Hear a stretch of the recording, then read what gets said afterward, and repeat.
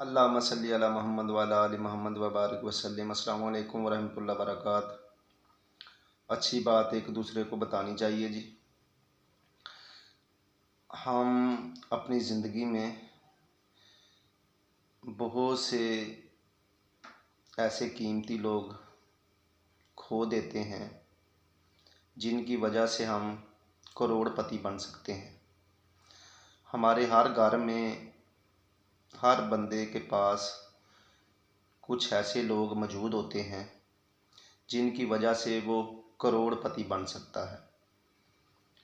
और इस करोड़पति बनने में इंसान कितने पापड़ बेलता है ये हम सब खूब जानते हैं। फितरती तौर पे दुनिया के हर इंसान के अंदर ये ख्वाहिश होती है कि मुझे दौलत मिले, क्योंकि दौलत को पाना उसकी ज़िंदगी का मकसद होता है। इसकी मेन वजह ये है कि उसको दौलत में शोहरत नज़र आती है, बंगले नज़र आते हैं, गाड़ियाँ नज़र आती हैं, इज़्ज़तें नज़र आती हैं, कुर्सियाँ नज़र आती हैं, जायदादें नज़र आती हैं, सुकून नज़र आता है, सेहत नज़र आती है, तालीम नज़र आती है। सब कुछ इस इंसान को दौलत के इस बैग में दिखाई देता है। इसलिए सब इंसान दौलत के पीछे भागने की कोशिश करते हैं।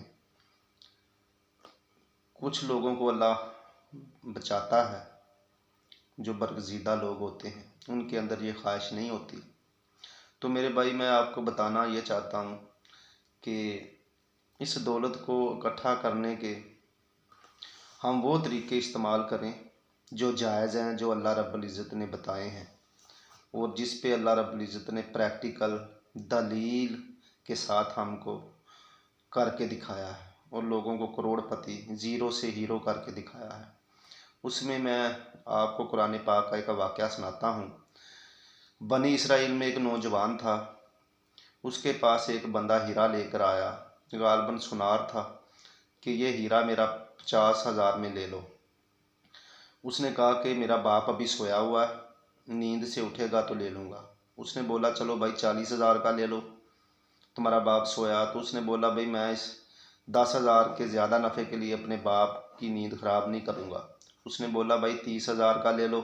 उसने बोला नहीं भाई, फिर भी मैं अपने बाप को इस नफ़े के लिए नहीं जगाऊंगा। मैं आपको इसके 50,000 के बदले में 60,000 दे दूंगा, 70,000 दे दूंगा, लेकिन अपने बाप को नींद से नहीं उठाऊंगा।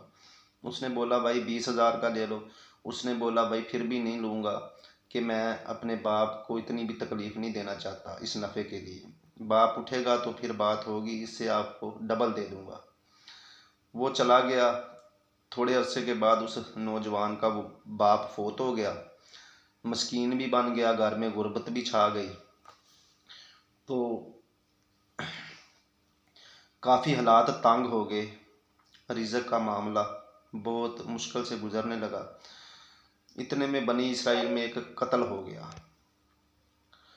तो उनको कातिल नहीं मिल रहा था। वो मूसा अलैहिस्सलाम के पास गालबन आए, अल्लाह कमी पेशी माफ़ करे। तो उन्होंने कहा कि मूसा, अपने अल्लाह से दुआ करो कि हमारा कातिल मिल जाए। मूसा अलैहिस्सलाम ने अल्लाह से दुआ की, अल्लाह कमी पेशी माफ़ फरमाए।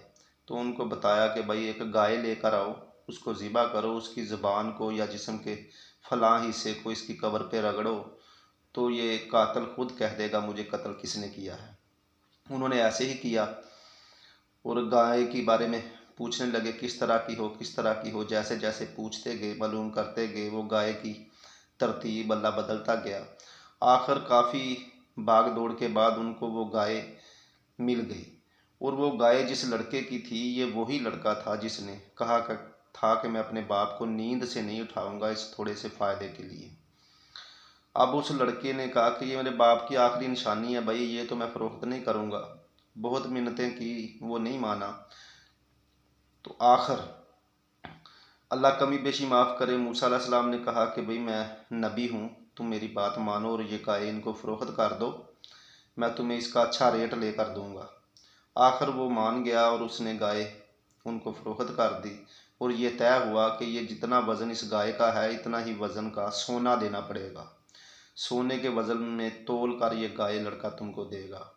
सोना इकट्ठा करो। उन्होंने सोना इकट्ठा किया और फिर आखिर उस सोने के बदले में वो गाय उनको मिली। जितना वज़न गाय का था उतना ही वज़न सोने का उस लड़के ने उनसे वसूल किया। और अल्लाह रब्बुल इज़्ज़त ने कैसे उसको ज़ीरो से हीरो किया, कैसे उसको अल्लाह रब्बुल इज़्ज़त ने दौलत अता फरमाई। ये अल्लाह रब्बुल इज़्ज़त वाक़या बता रहा है कि माँ बाप कितने कीमती लोग हैं और ये हर घर में मौजूद हैं। खुदारा इनकी कदर करें।